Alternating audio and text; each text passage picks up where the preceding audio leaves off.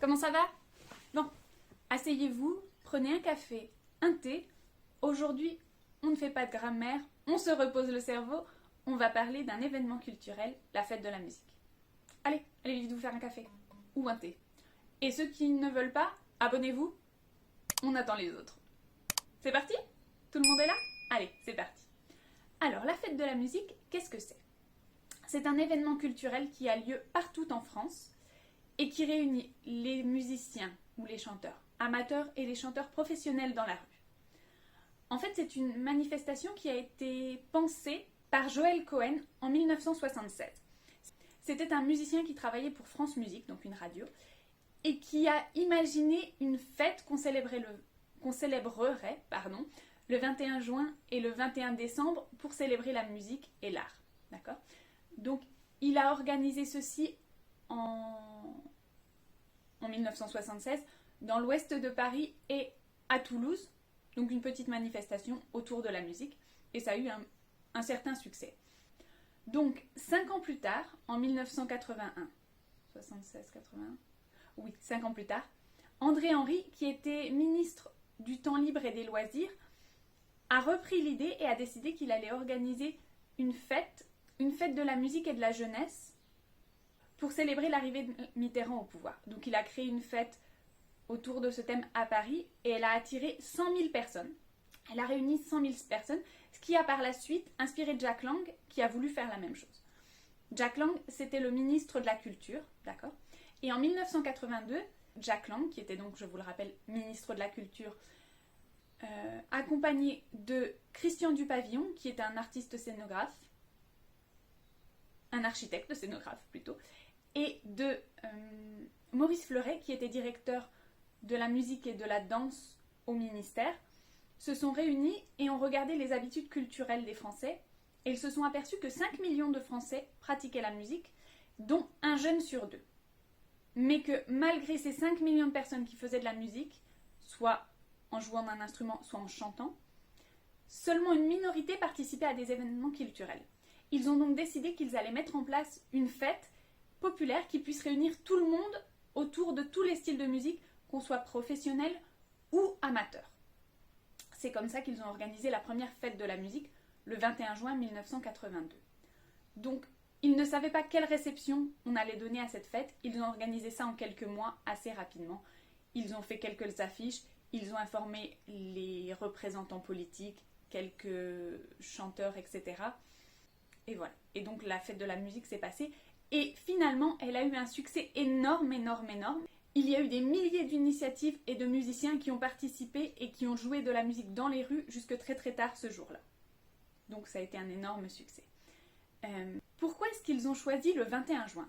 En fait, c'est une journée symbolique. Le 21 juin,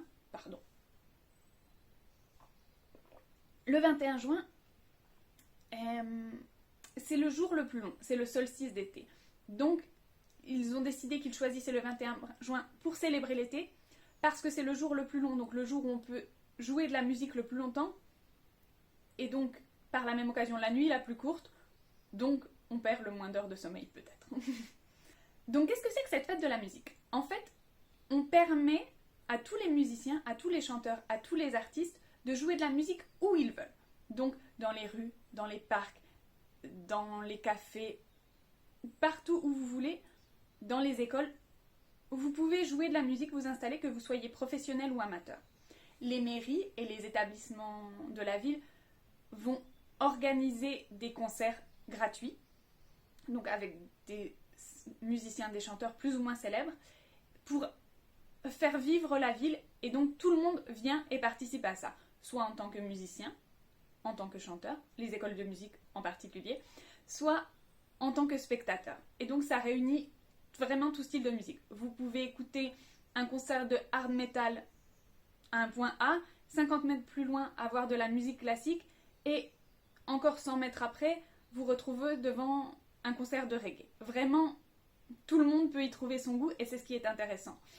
D'ailleurs, vous pouvez voir ce jour-là, ce soir-là en particulier, que vous rencontrerez autant un agriculteur qu'un chef d'entreprise, qu'une petite fille qui va à l'école. Vraiment, tout le monde est mélangé et c'est ce qui est beau dans cet événement culturel. Le nom fête de la musique, il a été choisi également un peu pour le jeu de mots parce qu'on va dire fête de la musique avec le verbe faire, d'accord? Make music.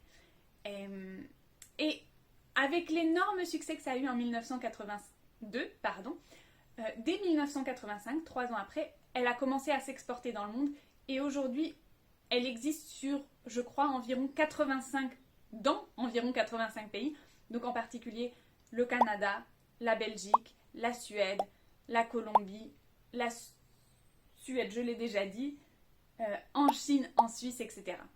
On l'appelle en anglais The World Music Day, en espagnol c'est la Fiesta de la Música, et en turc, excusez ma prononciation, c'est le Dünya Music Günü.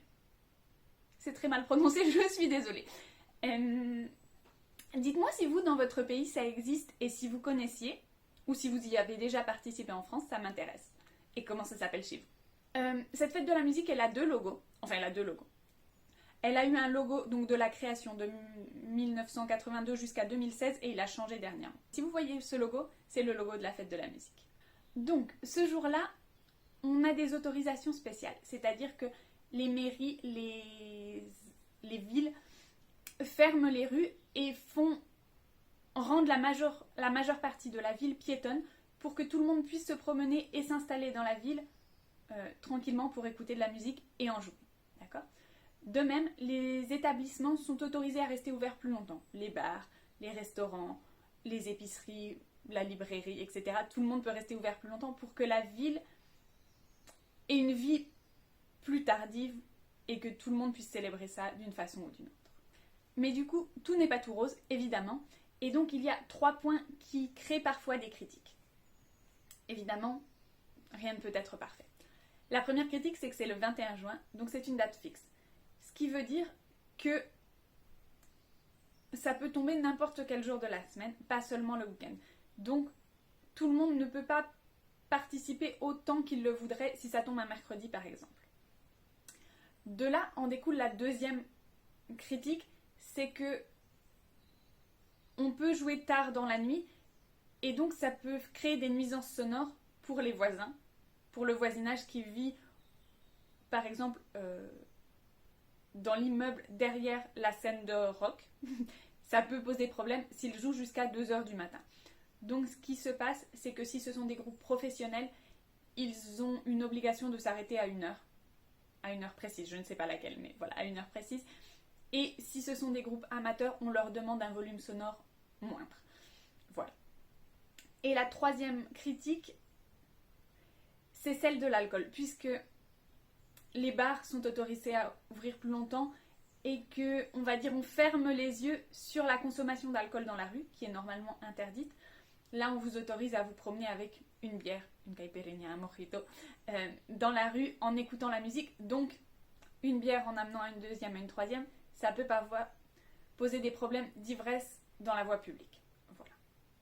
Ce sont les 3 grands problèmes et les 3 grandes critiques de cette manifestation culturelle.